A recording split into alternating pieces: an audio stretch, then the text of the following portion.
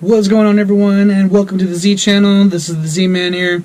So today's topic is going to be a little bit off base what I usually talk about, and it actually is kind of geared towards some of my goals and ambitions about moving to Seattle for the Maritime College. And I already did some explanation in my last video that I had gotten the packet and everything on its way, and checked out a bunch of different information, and so I feel pretty comfortable about where this is all going to go. So anyway, this is about the Seattle Freeze that I keep hearing about, and I watched like 12 videos on YouTube already about this Seattle Freeze and about how it's an unfriendly city and everything. And for the most part, tribalism, and that's really what it is when you live in big cities, is if you're not in a certain tribe of people, you're not going to fit in. You have to be like initiated or kind of hazed sometimes or whatever. But for the most part, I'm not a lemming, I'm not a trendy, I'm not going to kiss anyone's butt. And so for all of you people that are following the Seattle Freeze, I personally think you're stupid. And I'm saying that in the nicest way possible. And by stupid, I mean, like, if you can't think for yourself and judge a person based on their character, then, you're about as big a moron as, like, some kind of a clan member or something.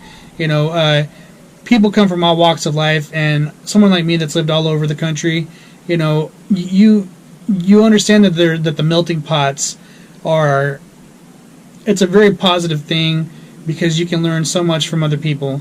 And so if you're going to close yourself off, well,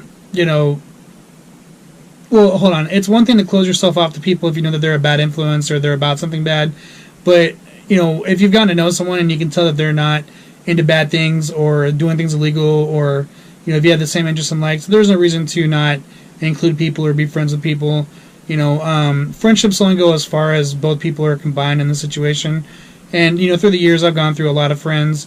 Some of them long-time friends, some of them short-time friends, and for the most part, I still talk to the same core group of people, that I've always held dear in my heart, and that's from all the different states that I've lived in throughout my life. And so I can understand like the tribalism mentality of Seattle, but as far as the way it's being portrayed by a lot of the people I've seen on YouTube, I think it's stupid. And I think if you're going to be one of those people to haze people with the Seattle Freeze kind of situation, I think it's more of like a trendy thing, and you're stupid if you follow it. So I'm going to leave my opinion at that.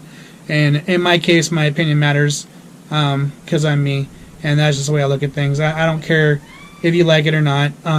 That's the way I come across. I'm an alpha dog. I always have been. I don't put up with people's crap. I don't look at a situation and think that I'm better than anyone. I take it for what it is. And so what I'm getting from a lot of these people that are, saying how they treat people because they're from a different city or state or whatever, it's completely groundless in my opinion. And it's one of those things where you're probably hurting yourself more than anything by not, opening yourself up to meet people from different places. I mean, that's the whole point of multiculturalism. That's the whole point of melting pot cities, is to expand and branch out and get out of your comfort zone. And, there's one thing to stick to your tribe. There's another to not be open to sharing other tribes. And that's kind of what my, rant is about all this. And I just find that it's very it's self-loathing, not self-serving. And people say that it's a depressing city and stuff like that. Well, I love the rain, I love cloudy days, I love thunder and lightning, bad weather, the ocean, the mountain scenery. You guys live in one of the most beautiful cities in the world, and everyone's like seemingly in this bad mood for some stupid reason. So I think it's more of a mindset mentality, and I think a lot of it's like you guys have been brainwashed into thinking, oh, I gotta be this way because I'm a Seattleite. You're stupid. Wake up and smell the coffee, especially if you're drinking that Starbucks crap. Think for yourself, have a brain, be a leader, be be outstanding, stand out above the crowd, stand tall, stand different, stand stand up for what you believe in. But at the same time, like, you don't have to be what's the word I'm looking for? You don't have to be difficult in how you befriend people. And so, I'm pretty antisocial myself in a lot of respects, mainly because I don't have time for it. I don't have time to deal with a whole bunch of people and their drama. I mean, like I said, there's a core group of people that I talk to still from every city that I've ever lived in, and because I care about those people, I give them my time of day. I check up on them. In some cases, I'm probably a better friend to them than they are to me.